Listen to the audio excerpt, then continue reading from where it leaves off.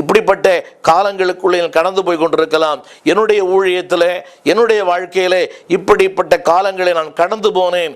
அதை கடந்தும் போனேன், அது நான் வளர்ந்தும் போனேன். அடைக்கப்பட்ட நாட்கள், தள்ளாடுகிற நாட்கள், பலனற்று போன நாட்கள், விடுதலை இல்லாத நாட்கள், என்னுடைய வாழ்க்கையிலே ஒன்றுமினி இல்லை என்று சொல்கிற அந்த நாட்களிலே ஆண்டவர் என்னை கண்டார். என்னை கண்டவர் இந்த நாளிலே உங்களை அவர் காண்கிறார்.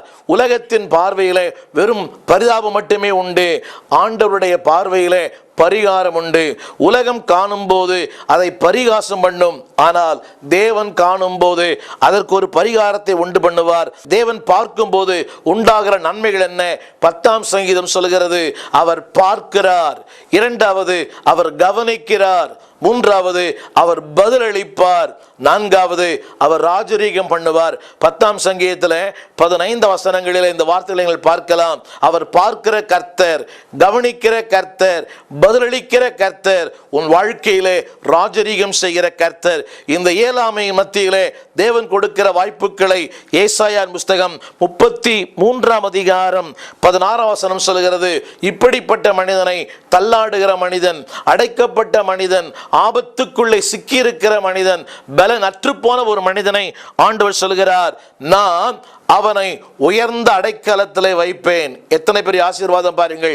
எப்படிப்பட்ட மனிதனாம்? வாழ்க்கையிலே நம்பிக்கை இல்லாதவன், சோர்ந்து போன ஒருவனை தேவனுடைய வார்த்தை சொல்கிறது, அவனை நான் உயர்ந்த அடைக்கலங்களிலே அவன் வாசம் பண்ணுவான். 2வது, கண்மலைகள், அரண்கள் அவனுக்கு உயர்ந்த அடைக்கலமாகும்.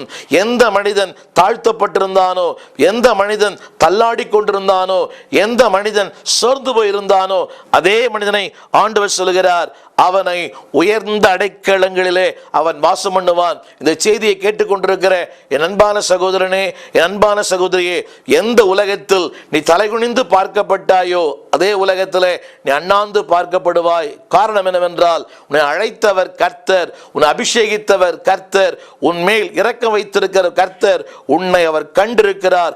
யார் பார்க்கிறார்களோ இல்லையோ, யார் உன்னை பரியாசம் பண்ணார்களோ இல்லையோ, யாருடைய கண்களில் உனக்கு தயவு கிடைக்கிறது இல்லையோ, வானத்தையும் பூமியும் படைத்த ஒரு தெய்வம் உன்னை கண்டார். உன்னை கண்டவர் இந்த நாளிலே உனக்காக பெரிய காரியங்களை செய்ய விரும்புகிறார். 3 வார்த்தைகளை சொல்கிறேன். Number 1, the strength of God. உன்னை கண்டவர் என்ன செய்கிறாராம்? கண்மலைகளில், அரண்களிலே உனக்கு ஒரு அடைக்கலத்தை கொடுக்கிறார். அதே உபாகமத்தின் புஸ்தகம் 32ஆம் அதிகாரம் சொல்கிறது, நீ நம்பியிருந்த கண்மலைகள் எங்கே? நீ நம்பியிருந்த அடைக்கலங்கள் எங்கே? இன்றைக்கு அநேகர் தொழிலை நம்புகிறார்கள், படிப்பை நம்புகிறார்கள், தங்களுடைய உத்தியோகத்தை நம்புகிறார்கள்,